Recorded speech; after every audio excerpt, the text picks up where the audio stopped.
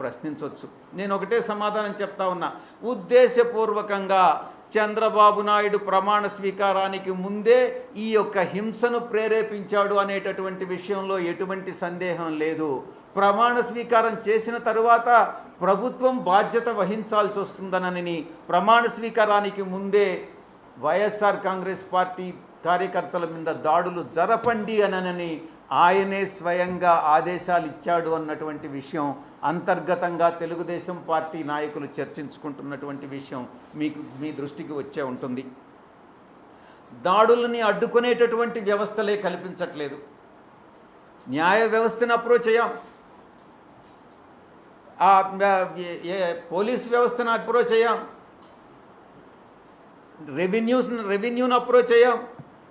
Police వ్యవస్థ నీరుగారిపోయింది, నిస్తేజంగా మారిపోయింది. వ్యవస్థ పని చేయకుండా మానేసింది.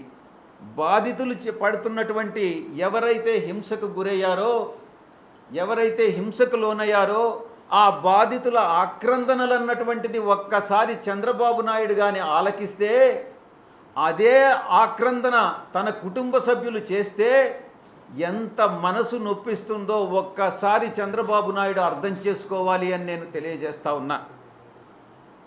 మన కుటుంబ సభ్యులు అదే రకమైనటువంటి బాధ అనుభవిస్తే మనం ఎలా ఫీల్ అవుతామో అదే ఇతరులు అనుభవించినప్పుడు కూడా ఒక నాయకుడిగా, ఒక రాష్ట్ర ముఖ్యమంత్రిగా మీరు కూడా అదే ఆవేదనతో ఆ యొక్క బాధలు తీర్చాల్సినటువంటి బాధ్యత ముఖ్యమంత్రిగా ఆయన మీద ఉంది అన్నటువంటి విషయంలో ఎటువంటి సందేహం లేదు.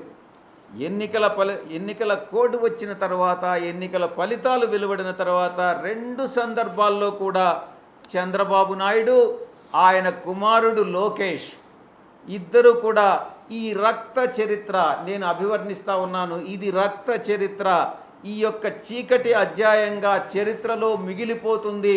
2024లో మొట్టమొదటిసారి చంద్రబాబు నాయుడు, నేను అనుకుంటాను 1999లో అధికారంలోకి వచ్చాడు. అది బీజేపీ పార్టీ వల్లనే. ఆ తర్వాత 2014లో అధికారంలోకి వచ్చాడు.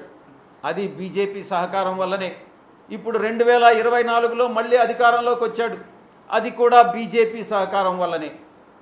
నేను చెప్తా ఉన్నాను, ఈ హింస ఇలాగే కొనసాగితే రాష్ట్రంలో బీజేపీ కూడా, రాష్ట్ర ప్రభుత్వంలో బీజేపీ భాగస్వామి కూడా ఉంది కాబట్టి బీజేపీకి కూడా ఈ బాధ్యత వహించాల్సి ఉంటుంది అన్నటువంటి విషయాన్ని నేను స్పష్టంగా చెప్తా ఉన్నాను.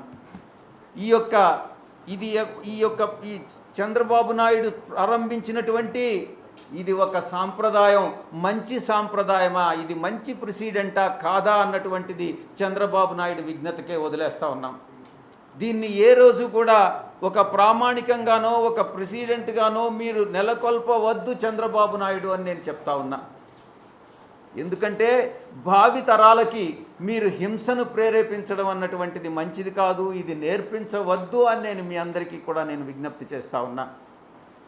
ఎవ్వరు కూడా హర్షించరు, సభ్య సమాజం హర్షించదు. ఈ విషయం చంద్రబాబు నాయుడు గుర్తుపెట్టుకోవాలి. అధికారం అంటే బాధ్యత కాదు, రౌడీజం అని, గుండాయిజం అని వాళ్ళు తెలుగుదేశం వాళ్ళు ఈరోజు చెప్పకనే చెప్తా ఉన్నారు. ఇదే మా పద్ధతి, ఇదే మా తరహా, ఇదే మా ప్రిన్సిపల్ అన్నటువంటి విషయాన్ని